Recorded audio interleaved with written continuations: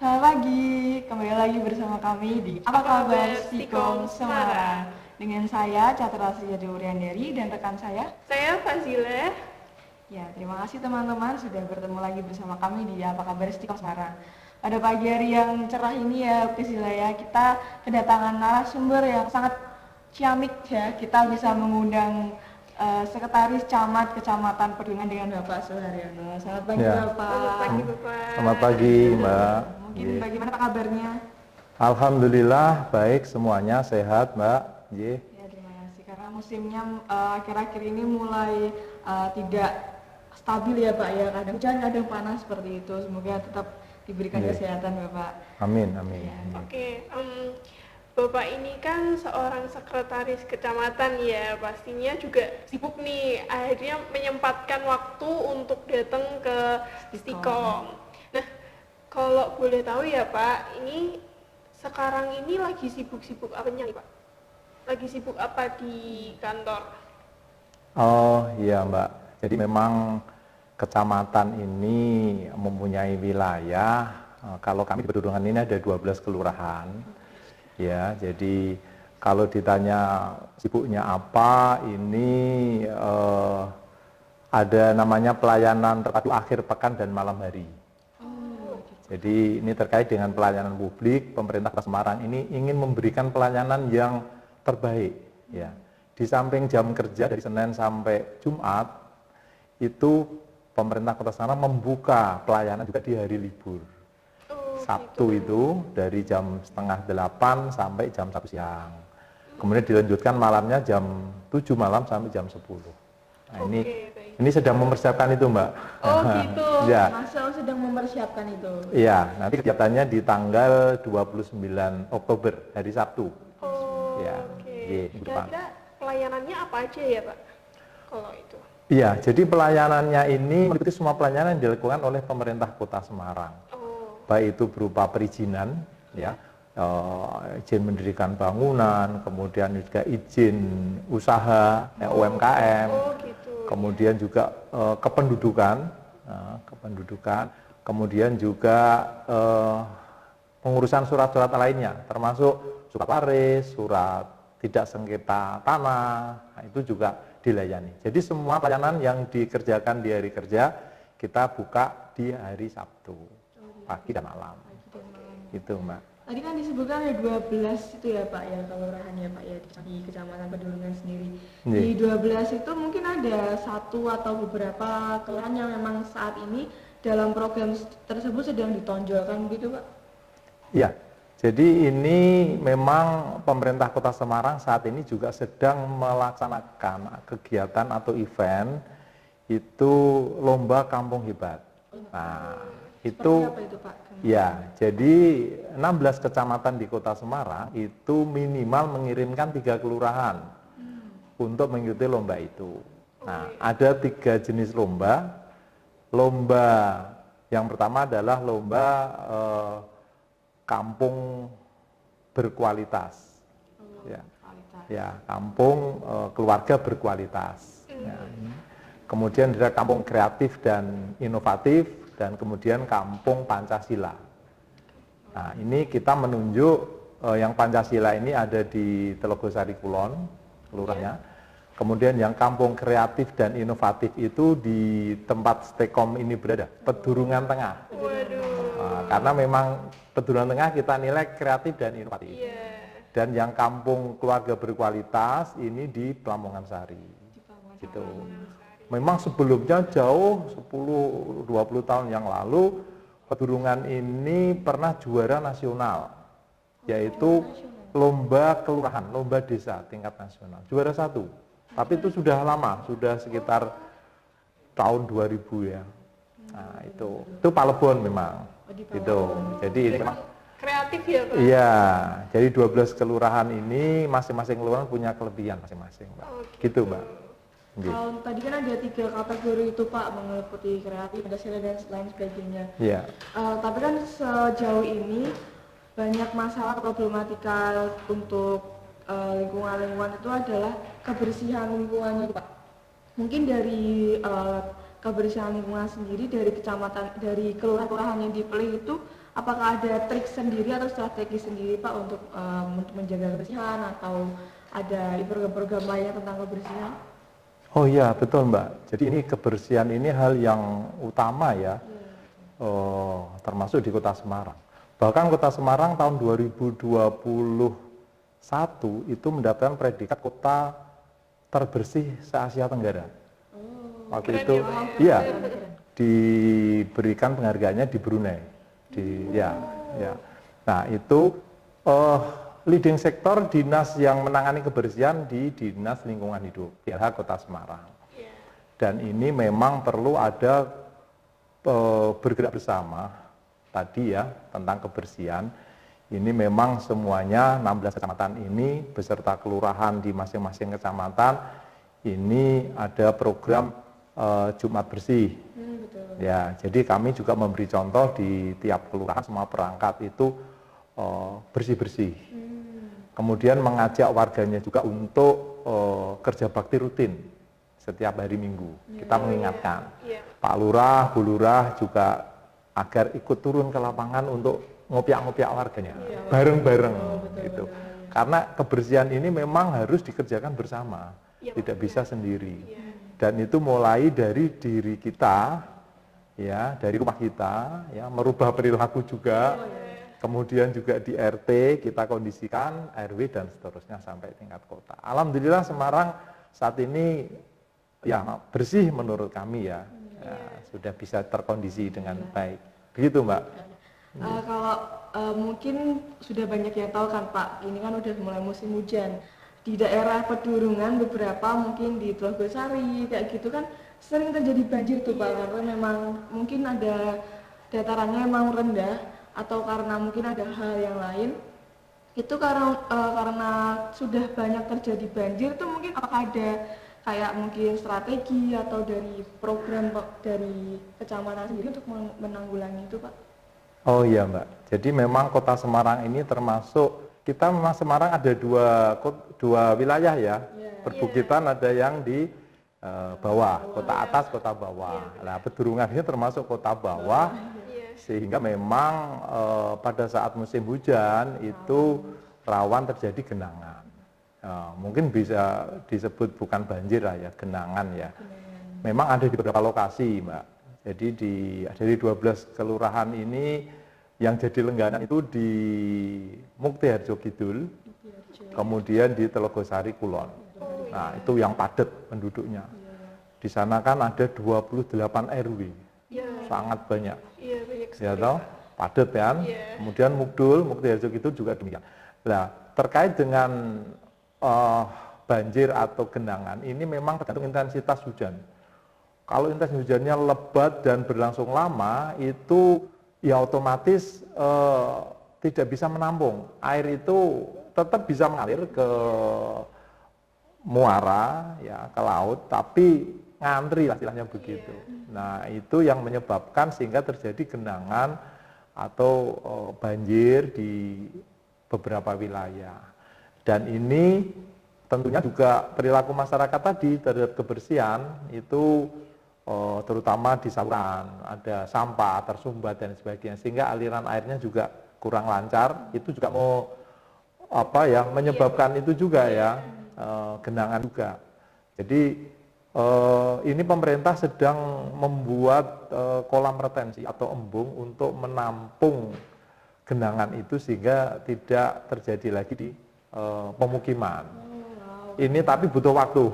Iya, perlahan ya Pak. Ya, butuh waktu untuk penanganan ini. Tapi pemerintah Kota Semarang berkomitmen untuk bagaimana mengatasi banjir atau genangan yang ada di beberapa wilayah kelurahan kami. Gitu, Mbak. Oke, baik. Nggih. Mungkin kalau banjir itu kan pasti listriknya juga dimatikan ya Pak, karena takutnya terjadi hal-hal yang tidak menyenangkan gitu. Nah pasti warga-warga ini kan protes nih. Iya. Bagaimana cara menanggapi warga yang protes ini? Pasti kan ada nih beberapa kayak protes yang masuk lewat media sosial atau mungkin protes secara langsung gitu. Iya, iya. Pemadaman listrik tadi. Iya, betul, Mbak. Jadi memang pada saat penanganan banjir atau genangan ini SOP-nya salah satunya adalah mematikan aliran listrik. Ya, karena itu sangat berbahaya ya. Iya. Jadi untuk warga itu sendiri. Dan memang respon masyarakat ini kan macam-macam ya. Iya. Artinya sudah paham, oh ini banjir mati itu sudah bisa menerima. Ada yang karena sedang beraktivitas menggunakan listrik itu sehingga komplain dan sebagainya. Ya itu kita memahami. Kita terima komplain itu, ya tentunya kita jelaskan kepada warga tersebut. Kalau melewati media sosial ya kita langsung respon, kita berikan pemahaman, kita jawab. Nah, kalau langsung ya tentunya lewat Bu Lurah, Pak Lurah atau warga kita yang tokoh masyarakat, kita beritahu untuk menyampaikan itu kepada masyarakat. Jadi memberikan pemahaman lah. Gitu sih Mbak. Kecamatan Pedurungan sendiri ada Instagramnya Pak atau mungkin media sosialnya? Ada Mbak, ada ya. Aktif ya. Aktif. Jadi memang ini sudah hal yang wajib ya istilahnya ya. Ini media sosial ini termasuk IG itu setiap kelurahan, kecamatan ada. Ya. Jadi lebih memudahkan untuk komunikasi antara warga sama pemerintahan gitu ya Pak. Betul. Ya? Keren banget sih sebenarnya udah mulai maju dengan ilmu komunikasinya kita. Iya. Apalagi mengikuti perkembangan teknologi ya. Jadi masyarakat pun juga lebih mudah untuk mengadu kepada pemerintah gitu. Betul. Kita ada salurannya banyak Mbak. Lapor ke Pemkot itu juga ada, bisa langsung, bisa lewat WhatsApp, bisa lewat medsos, lapor grup juga bisa lewat Pak Ganjar, itu juga langsung kita respon, gitu Mbak. Harus cepat kita memberi jawaban, respon kepada masyarakat. Keren banget ya program-programnya ya dari Kecamatan Pedurungan sendiri. Tadi kan udah dijelaskan banyak banget Pak program-programnya. Terus untuk kendalanya sendiri mungkin Pak selain dari pihak warga itu mungkin ada kendala yang lain Pak, mungkin antara budget dari pemerintah atau mungkin hal-hal yang lain Pak, bisa di-sharingkan mungkin. Iya betul Mbak, jadi memang dari warga itu sendiri tadi kan kita pemahamannya yang beda-beda, itu juga perlu memberikan edukasi kepada warga. Tadi disinggung tentang budget, betul. Jadi budget ini antara kebutuhan dengan dana yang tersedia ini belum imbang. Jadi masih perlu ini peningkatan pendapatan Kota Semarang masih perlu ditingkatkan lagi. Kami ada mekanisme namanya Musrenbang, Musyawarah Rencana Pembangunan yang dilaksanakan di bulan Januari. Nah, itu adalah menyerap aspirasi masyarakat, usulan apapun, baik fisik maupun non fisik. Nah, di Musrenbang ini anggarannya biasanya over budget. Ya, jadi katakan satu kelurahan ini di Perumahan Tengah itu bisa sampai 2M dan lain sebagainya. Nah, padahal anggaran di Pemkot ini belum bisa menutup itu semua, sehingga tentunya dengan skala prioritas. Pembangunan pun itu fisik juga skala prioritas. Tadi disebutkan tentang genangan, banjir. Banjir ini berarti perlu ada pembenahan saluran. Nah, itu juga jadi prioritas untuk disegerakan dibangun saluran yang betul, biar nggak tersumbat. Kemudian alirannya juga lancar. Nah, itu termasuk prioritas. Kalau yang kurang prioritas fisik, misalnya warga pengen ngajukan gapura, nah itu kan hanya memperindah lingkungan, nah itu menjadi prioritas yang kesekian lah itu. Jadi biasanya untuk prioritas ini yang utama adalah saluran, pekerjaan saluran, kemudian jalan. Masyarakat kan sering tuh lapor, jalannya berlubang, nah seperti itu Mbak. Itu, jalannya berlubang dan sebagainya itu ya Pak. Nah itu juga perlu penanganan. Baik, terima kasih Pak. Ini kita break dulu sebentar.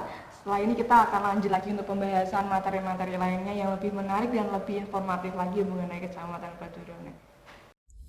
Ingin kuliah tapi sibuk bekerja? Ingin kuliah dengan biaya ringan? Stikom Semarang mampu menjawab pertanyaan kalian. Kampus dengan keunggulan di bidang kehumasan dan broadcasting ini telah teraplikasi Belo guys.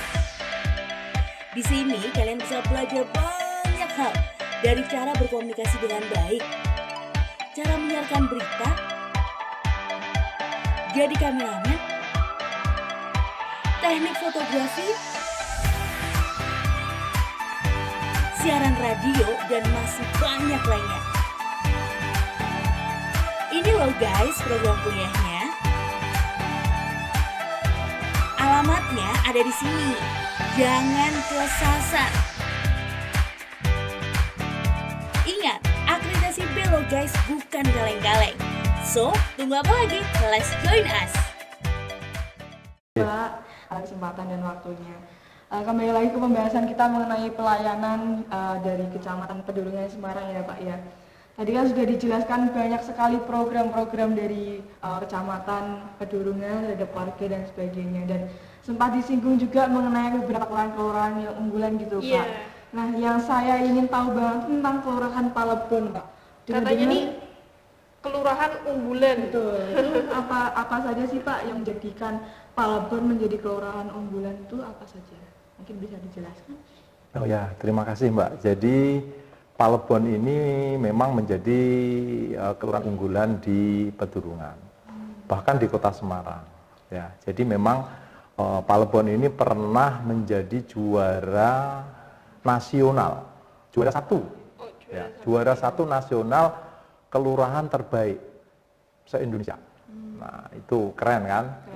Ya, jadi memang penilaiannya ini komprehensif, menyeluruh ya, dari masyarakatnya, perilakunya, kemudian pemberdayaan lingkungan, juga termasuk dari pembangunan fisik, gotong royongnya, kemudian kegiatan-kegiatan yang ada di kelurahan itu sendiri, itu banyak begitu. Nah, itu intinya muaranya adalah di bagaimana pemberdayaan masyarakat itu berjalan, dan itu dinilai oleh juri nasional di Palebon ini memang unggul di bidang pemberdayaan masyarakat. Nah, ini penting pemberdayaan karena tanpa memberdayakan masyarakat ini pemerintah juga akan sulit untuk membangun suatu wilayah. Ya, jadi peran serta masyarakat ini memang sangat dibutuhkan. Pemerintah Kota Semarang juga ada tagline dari wali kota, bergerak bersama. Jadi harus bersama-sama ya. Nah, itu sehingga menjadi Semarang semakin hebat seperti sekarang kan.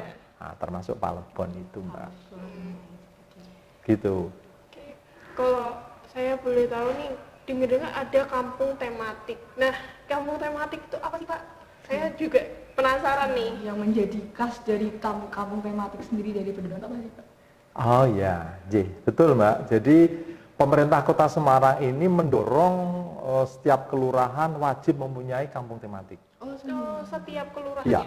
Minimal satu. Harapannya lebih dari satu. Dan alhamdulillah sudah terbentuk kampung tematik di 177 kelurahan. Kota Semarang punya 177 kelurahan. Nah, di Pedurungan, Palebon ini juga punya kampung tematik namanya Kampung Seni. Kampung Seni. Ya, jadi di sana itu namanya Kampung Seni. Jadi di suatu wilayah RW, Mbak, itu warganya itu memang kegiatannya suka seni, karawitan, menari, kemudian wayang, ya, kemudian juga ada keroncong bisa juga. Kemudian anak-anak di sana itu dari SD, SMP itu sudah pinter main gamelan. Nah, bisa nanti ke sana bisa ditayangkan, diliput ini bagus di sana. Itu Kampung Seni. Kemarin juga ikut lomba.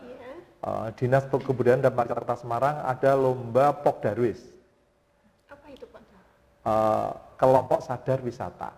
Nah, jadi juga pemerintah Kota Semarang ini mendorong sebanyak mungkin wilayah di Kota Semarang ini, baik kecamatan dan kelurahan, punya Pok Darwis, punya tempat wisata. Kampung Seni Palebon itu salah satu destinasi wisata. Pernah dikunjungi dari luar kota, satu bis datang dari Jawa Timur, pengen melihat aktivitas seni di sana, yang tadi Kampung Seni. Itu keren Mbak. Jadi monggo kapan nanti bisa diliput, ada ketuanya, ketua Pok Darwis, dan itu bagus sih menurut kami, dan ini berkembang terus, kita dorong juga. Iya, Kampung Seni Palebon itu. Selain itu Pak mungkin ada? Selain itu ada di Pedurungan Lor itu Kampung Lele, budidaya lele. Jadi tadi yang ditanyakan tematik itu ya tema. silahkan di kelurahan masing-masing diangkat Pak Lurah, tokoh masyarakat di situ, apa ya di kelurahan saya ini temanya apa. Nah, kalau di Pedurungan Lor Kampung Lele, karena warganya banyak yang budidaya lele. Oh, gitu. Kemudian di Telogomulyo ini Kampung Ban dan Pelek, Oh, karena ada sentra ban dan pelek di RW 2 Palebon dekat sini. Bukan Palebon, Telogomulyo. Telogomulyo. Oh, Ya, iya, jadi iya. tematik. Setiap kelurahan itu berarti beda-beda ya, Pak? Beda. Tema-temanya. Beda. Oh, Beda. gitu. Harus dimunculkan begitu. oh Iya, iya. Ada Ji. untuk Stikom sendiri juga itu ya Pak ya, itu kan menjadi ya ini kan dekat juga sama kampus yang lain Pak. Betul. Itu bisa dijadikan tematik juga nggak Pak, misal sini ada kuliner, kemudian di Stikom kayak gitu. Iya. Bisa. Kalau mau diusulkan nanti munculkan, boleh, bisa. Iya. Jadi itu yang menjadi tema. Silakan. Tapi itu menjadi ikonik ya, menjadi sesuatu yang khusus. Jadi orang itu nyebut kampung misalnya di Pedurungan Tengah ini kampung pelajar atau kampung apalah Itu bisa. pendidikan. Nah, tapi bisa cuma nanti harus ini ada pengelolanya. Terus kalau dikunjungi itu apa ini yang menarik begitu. Jadi tujuannya ke wisata juga sih kampung tematik itu.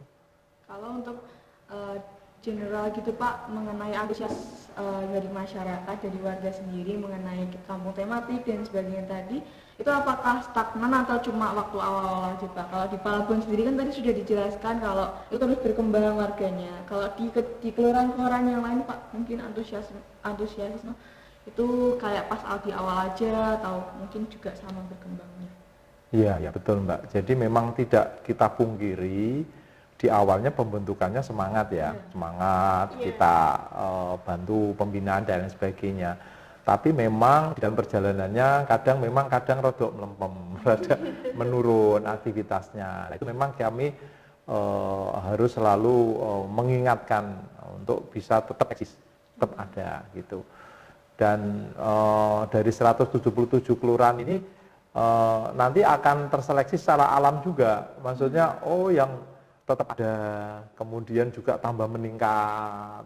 Nah itu tadi keberhasilan dari lingkungan, tokoh masyarakatnya, kemudian pengelola kampung tematik itu. Karena kadang masyarakat ini kan menunggu bantuan.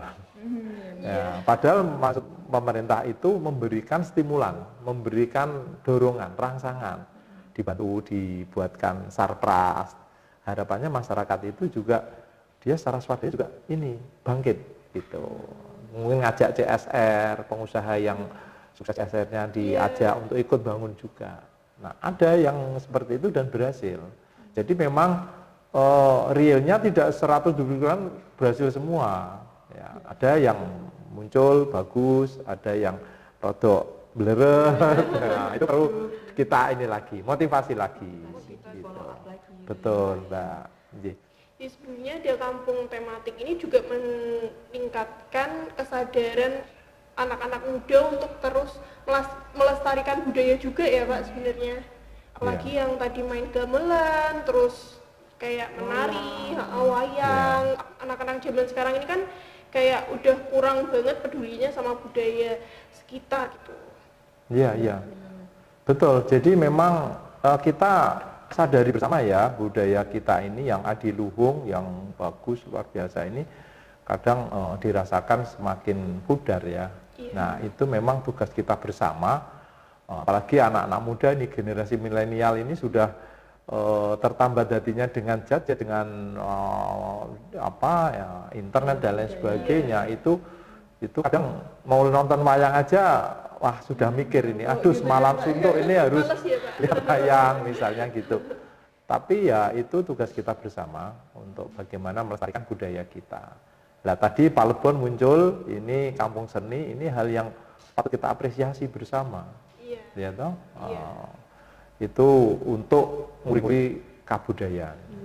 Dan alhamdulillah anak-anak ini sudah dikenalkan gamelan, sehingga dia itu paham.